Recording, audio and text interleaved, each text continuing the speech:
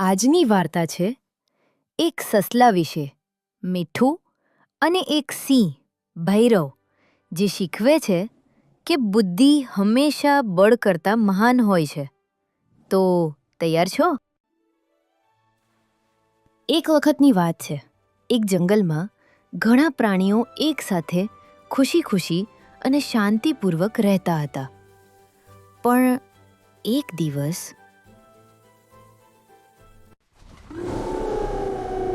આ જંગલનો રાજા હું છું, ભૈરવ. મારા રાજ્યમાં દરરોજ એક પ્રાણી મારું ભોજન બનશે. ભૈરવના ભયના કારણે જંગલના બધા પ્રાણીઓ સતત ભયમાં જીવતા હતા. ભૈરવ કોઈ પણ પ્રાણી તેની ગુફામાં લઈ અને તેને ખાઈ જતો, અને તેથી આખું જંગલ દુઃખથી ભરાઈ ગયું.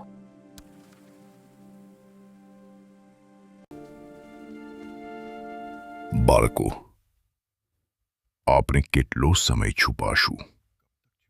આપણે એ અહંકારી સિંહ સાથે વાત કરવી જ જોઈએ અને સમજૂતી પર પહોંચવું જોઈએ. ઠેરો, હું તેની સાથે વાત કરીશ. મારી પાસે એક યોજના છે. બળથી નહીં, પરંતુ બુદ્ધિથી તેને પરાજય આપશું. બધા પ્રાણીઓ આશ્ચર્યચકિત હતા. આટલું નાનું સસલું અને આટલી મોટી વાત કહી દીધી. પણ મીઠુની ચમકદાર આંખોમાં આત્મવિશ્વાસ જોઈને બધાએ તેને જવા દીધું.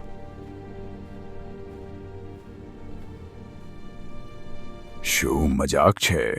એક નાનું સસલું? તું તો મારા એક ટુકડા માટે પણ લાયક નથી. અહીંથી ભાગી જા. મહારાજ, હું તમારું ભોજન બનવા નથી આવ્યો, પરંતુ એક ખૂબ મોટી ખબર આપવા આવ્યો છું.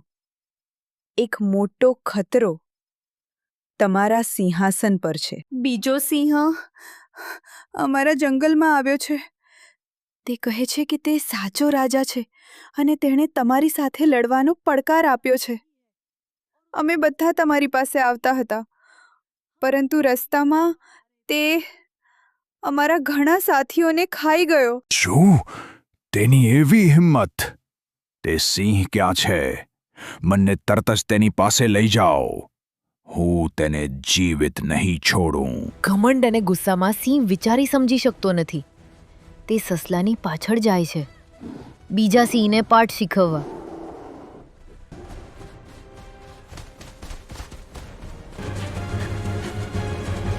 ત્યાં છે મહારાજ.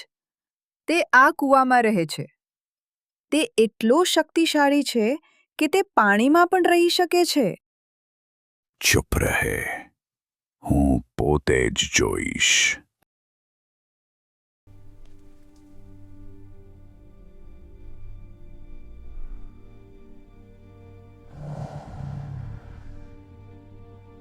તારી હિંમત કેમ થઈ મારા જંગલમાં આવવાની?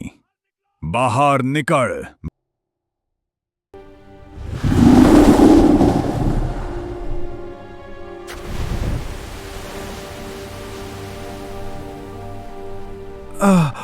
આ શું? આ તો હું!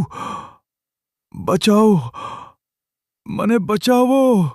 અને આ રીતે પોતાના ગુસ્સા અને ઘમંડમાં અંધ થઈને સિંહ ભૈરવ પોતાની જ છાયા સાથે લડવા માટે કૂવામાં કૂદ્યો.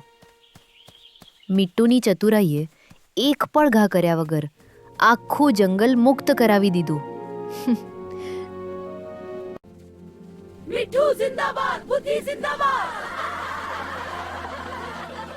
અને તે દિવસે જંગલે એક મોટું પાઠ શીખ્યું.